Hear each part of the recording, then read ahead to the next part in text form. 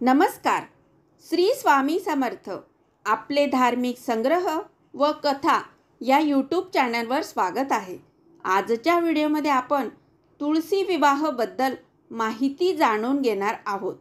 त्याचबरोबर तुळशी विवाहासाठी लागणारे साहित्य, सौभाग्य अलंकार आणि पूजेची मांडणी कशा प्रकारे केली जाते, तसेच तुळशी विवाह मागची पौराणिक कथा आणि तुळशी जन्माची कथा आपण आजच्या व्हिडिओमध्ये जाणून घेणार आहोत. त्यासाठी व्हिडिओ शेवटपर्यंत नक्की ऐका. व्हिडिओ आवडला तर व्हिडिओला लाईक आणि कमेंट नक्की करा. चला तर मग आजच्या व्हिडिओला सुरुवात करू. आपली संस्कृती मानवतेवर, सृष्टीवर प्रेम करणारी आहे. चराचर सोयरे व्हावेत अशी अपेक्षा ज्ञानदेवांनी व्यक्त केली आहे. वनस्पती प्रेम हा त्यातील एक भाग. तुळस ही एक अत्यंत उपयुक्त वनस्पती आहे. हिंदू स्त्रियांना तुळशीच्या पूजेचे महत्त्व फार वाटते. तुळस आरोग्यदायक औषधी वनस्पती आहे. घरात तुळशी वृंदावन असणे ही हिंदू घर असल्याची महत्त्वाची खूण मानली जाते. अनेक जण तुलसी विवाह हा सण दिवाळीचाच एक भाग समजून तितक्याच उत्साहाने साजरा करतात. कार्तिक शुद्ध एकादशीपासून ते कार्तिक शुद्ध पौर्णिमेपर्यंत प्रत्येक केंद्रात तुलसी विवाह करतात. यावेळेस विवाहातील सर्व विधी, वांगनिश्चयापासून लाजा होम, सप्तपदी वगैरे सारे सोपस्कार विवाह संस्कार करावेत. तुलसी विवाहामुळे घरातील मुलामुलींचे अडकलेले विवाह लवकर होतात असे आपल्या सेवेच्या अनुभवातून आढळले आहे. तरी प्रत्येकाने ही सेवा अवश्य करावी. कार्यकारणभाव. तुलसी, रुई, वड, औदुंबर, अश्वत्थ या वनस्पतींना शास्त्राने मानवाचा दर्जा दिलेला आहे. तुळशी, रुई यांचे विवाह होतात, तर वड, औदुंबर, अश्वत्थ यांचे व्रतबंध होतो. तुळस ही बहुगुणी व अत्यंत प्रभावी औषधी वनस्पती आहे. म्हणून तिचे नाते पितरांशी, देवांशी, मानवाशी जोडून दिले आहे. तुळस भगवान विष्णूंना अत्यंत प्रिय आहे. म्हणून पूजेच्या वेळेला भगवान विष्णूंच्या चरणावर वाहिलेली तुळस नैवेद्यावर ठेवणे म्हणजेच देवांना तो नैवेद्य समर्पण करणे. तुळशीशिवाय दररोजची पूजा पूर्ण होत नाही. म्हणून दररोज भगवान विष्णूंना, कृष्णांना तुळशीचे एक पान वाहावे. तुळशीला प्रदक्षिणा घातल्यास स्त्रियांचा विवाह मनोकामना पूर्ण होतात. मृत व्यक्तींच्या मुखात गंगा जलाप्रमाणेच तुळशीचे पान ठेवण्यात येते. म्हणून तुळशीला मानवी जीवनात अत्यंत महत्त्वाचे स्थान आहे. भगवान श्रीकृष्णांची तुला करताना एका पारड्यात भगवान श्रीकृष्ण व दुसऱ्या पारड्यात त्यांच्या वजनाचे दागिने, मुद्रा त्यांच्या सर्व पत्नींनी घातले तरी तुला पूर्ण होत नव्हती. त्यावेळेस सत्यभामाने एक तुळशीचे पान त्यावर ठेवले. त्याचबरोबर अलंकाराचे ते पारडे ताबडतोब खाली आले. तुळशीच्या पवित्र व निष्काम प्रेमामुळे ती तुला पूर्ण होऊ शकली. तेव्हा आशीर्वाद म्हणून भगवान विष्णूने तिला पत्नी स्वरूपाचा मान दिला व प्रत्येक वर्षी आधी माझा विवाह तुळशीशी होईल व नंतर इच्छित इतर वधूवरांचे विवाह होतील असा आशीर्वाद दिला. त्याप्रमाणे आजपर्यंत ती प्रथा सुरू आहे. तुळशी विवाह लागणारे साहित्य: 4 ऊस, बोरे, चिंचा, नागवेलीची पाने, सुपाऱ्या, खारीक, बदाम, तुळशीची कुंडी, फुले, बाळकृष्णाची मूर्ती, हळद कुंकू, पळी, ताम्हण, फुलपात्र, आंतरपाटासाठी कपडा, हळकुंड, फराळाचे साहित्य, अष्टगंध, गहू, जानवे, जोड, लाह्या, तूप इत्यादी. तुळशीसाठी सौभाग्य अलंकार पुढीलप्रमाणे: मणी, मंगळसूत्र, जोडवे, विरोधे, हिरव्या बांगड्या, करंडा, फणी, नवीन वस्त्राचा तुकडा, वस्त्र म्हणून हार, घंटा, दर्भ, सप्तपदीसाठी हवन सामुग्री समिदा. पूजेची मांडणी कशी करावी? तुळशीभोवती रांगोळी काढावी. प्रथम तुळशीची कुंडी गेरूने रंगवून सुशोभित करावी.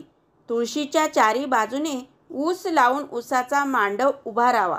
तुळशीसमोर पाटावर तांदूळाचं स्वस्तिक काढून त्यावर बाळकृष्ण ठेवणे.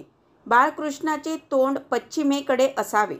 विवाह संस्काराप्रमाणे बाळकृष्ण व तुळशीला चढती हळद लावावी. नंतर दोघांची षोडशोपचार व पंचोपचार पूजा करावी. स्त्री सूक्त, पुरुष सूक्त, अभिषेक करावा. मंगलाष्टक म्हणण्याआधी पुण्याहवन वाचन विधी करावा. त्यानंतर दोघांमध्ये अंतरपाठ धरून उपस्थितांना अक्षता वाटाव्यात.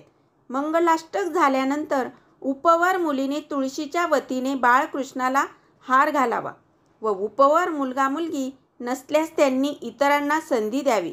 अन्यथा घरातील पती पत्नीने केले तरी चालेल. त्यानंतर बाळकृष्णाच्या वतीने तुळशीला मणी, मंगळसूत्र, ओटी व इतर साहित्य उपवर मुलगा वाहील. ज्यांना इतके संपूर्ण विधी वेळेअभावी शक्य नसल्यास फक्त अलंकार समर्पण केला तरी चालतो. या संदर्भात एक पारंपरिक कथा अशी आहे. जालंधर नावाचा एक अत्यंत पराक्रमी राक्षस होता. त्याने अनेकांना जिंकले आणि वैभव प्राप्त केले. त्याची पत्नी वृंदा ही एक महान पतिव्रता स्त्री होती. तिच्या पातिव्रताच्या जोरावरच तो अजिंक्य झाला होता. जालंधराचा युद्धात पराभव करावा यासाठी भगवान श्री विष्णूंनी एक कपट कारस्थान रचले.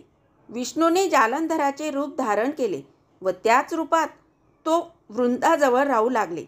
वृंदेचे पातिव्रत्य भंग झाले, त्यामुळे जालंधर लढाईच्या मैदानावर मारला गेला. हे सर्व वृंदेच्या लक्षात आले. तिने विष्णूंना शाप दिला आणि स्वतः सती गेली. तिने अग्निकाष्ठे भक्षण केली. तिच्या मृत्यूच्या ठिकाणी एक वनस्पती उगवली, ती तुळस. त्यामुळेच विष्णूला तुळस ही प्रिय आहे असे म्हणतात. द्वापरयुगात एक घटना आहे. श्रीकृष्ण अवतार झाला आणि त्यावेळी वृंदेने रुक्मिणी होऊन श्रीकृष्णाशी कार्तिक शुद्ध द्वादशीस लग्न केले. त्यावेळेपासून तुळशी विवाह समारंभ प्रचारात आला असे मानतात. घरातील लग्न समारंभ साजरा करावा त्याच उत्साहाने घरोघरी तुळशी विवाह समारंभ करणारे आहेत. उपयुक्तता व सौंदर्य या दृष्टीने तुळशीला महत्त्वाचे स्थान देऊन तिची लागवड करावी. तुळस ही पतिव्रता स्त्रीचे प्रतीक आहे. तिच्या निमित्ताने आपण पतिव्रता धर्माचे स्मरण करतो. ही पवित्रतेचीच पूजा. तुळस ही थंडी, ताप, खोकला यावर गुणकारी औषध मानली जाते. उष्णतेच्या विकारांसाठी तुळशीच्या बियांचा उपयोग होतो. भाजणे, जळणे, पोळणे किंवा गांधील माशी चावल्यावर तुळशीची माती लावतात. त्यामुळे थंडावा निर्माण होतो. आपल्या जीवनात उपयुक्त असा प्राणवायू, अन्न असे आवश्यक घटक तुळशीद्वारे आपणास मिळतात. अशी ही औषधी आणि बहुगुणी वनस्पती आपल्या घरात ठेवण्यात पूर्वजांची दूरदृष्टी दिसून येते. लग्नात तुळस ही वधू आणि बाळकृष्ण हा वर आणि ऊस हा मामा असे मानले जाते. अशा पद्धतीने तुळशी विवाह उत्साहाने साजरा करतात. आता आपण तुळशी जन्माची कथा ऐकणार आहोत. समुद्र मंथनातून जेव्हा अमृत निघाले तेव्हा त्याचे थेंब जमिनीवर सांडले व त्यापासून तुळशी जन्माला आली व ती ब्रह्मदेवाने विष्णूंना अर्पण केली. राजा धर्मध्वज व राणी माधवीची मुलगी अतुलनीय म्हणून तिचे नाव तुळशी ठेवले. तिने विष्णू प्राप्तीसाठी बद्रीवनात तप केले. ती पूर्वजन्माची तुळशी नावाची गोपी होती. राधाने तिला कृष्ण संदिग्ध एकांतात पाहून शाप दिला की तू मानव योनीत जन्म घेशील. तेव्हा श्रीकृष्णांनी तिला दिलासा दिला की मानव जन्मातही तुला माझी प्राप्ती होईल. तुळशीच्या तपाने ब्रह्मदेव प्रसन्न होऊन म्हणाले, शंखचूड नावाचा दैत्य पूर्वी गोप होता. त्याचे तुझ्यावर प्रेम होते. तू या जन्मी ते पूर्ण कर. मग पुढील जन्मी तुला विष्णूंची प्राप्ती होईल. तिने शंखचूडाशी लग्न केले. त्या दैत्याचा पराभव तुळशीच्या पातिव्रत्यामुळेच देवांना करता येईना. तेव्हा विष्णूने शंखचूडाच्या रूपात जाऊन तिचे पातिव्रत्य भंग केले. शंखचूड मारला गेला. तेव्हा तिने विष्णूला शाप दिला की तू पाषाण होशील. विष्णूने तिला सांगितले, तू माझ्या प्राप्तीसाठी तप केलेस म्हणून मी हे कृत्य केले. तुला आता दिव्य देह मिळेल. तुझ्या तडकलेल्या शरीरातून गंडकी नावाची नदी निर्माण होईल. मी गंडकीच्या तीरावरील शालिग्राम नावाचा पाषाण होईल. या पाषाणाला माझे रूप समजून तुझे पान मला वाहतील. तुझा पती माझ्यापुढे शंख होऊन माझ्या पूजेत सामील होईल. तू मला लक्ष्मी इतकीच प्रिय होशील. अशी तुळशी जन्माची कथा सांगितली जाते. तुळस ही आरोग्याच्या दृष्टीने अत्यंत गुणकारी औषधी आहे. तिच्या सेवनाने सर्दी, खोकला, कफ असे अनेक विकार नाहीसे होतात. तुळस ही अनेक विकारांवर आयुर्वेदिक औषधी म्हणून उपयुक्त, तसेच ती ऑक्सिजन पुरवते.